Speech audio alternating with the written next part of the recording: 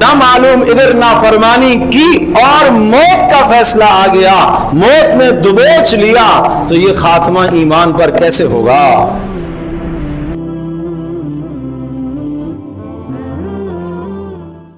وَنُقَلِّبُ أَفْئِدَتَهُمْ وَأَبْصَارَهُمْ كَمَا لَمْ يُؤْمِنُوا بِهِ أَوَّلَ مَرَّةٍ وَنَذَرُهُمْ فِي طُغْيَانِهِمْ يَعْمَهُونَ۔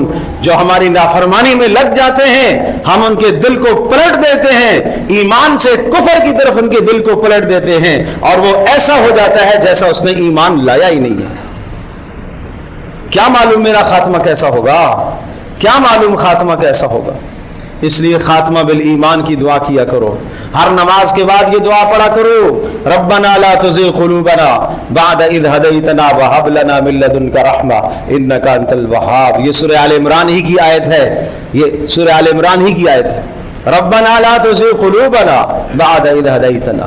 اے ہمارے پروردگار، اے ہمارے پروردگار، تو نے ہمیں ایمان کی توفیق دی ہے، تو نے ہمیں اعمال صالحہ کی توفیق دی ہے، اے اللہ اس کے بعد ہمارے دلوں کو کفر کی طرف نہ پھیرنا، اے اللہ ہمارے دلوں کو نافرمانی کی طرف نہ لے جانا۔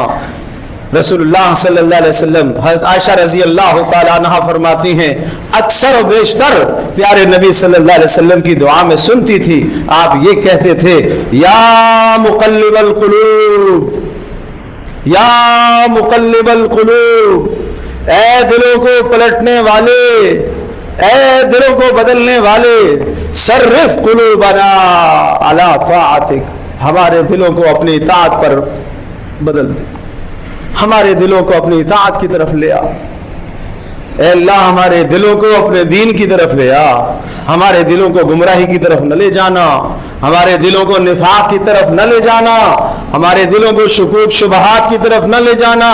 نہ معلوم ادھر نافرمانی کی اور موت کا فیصلہ آ گیا، موت نے دبوچ لیا، تو یہ خاتمہ ایمان پر کیسے ہوگا؟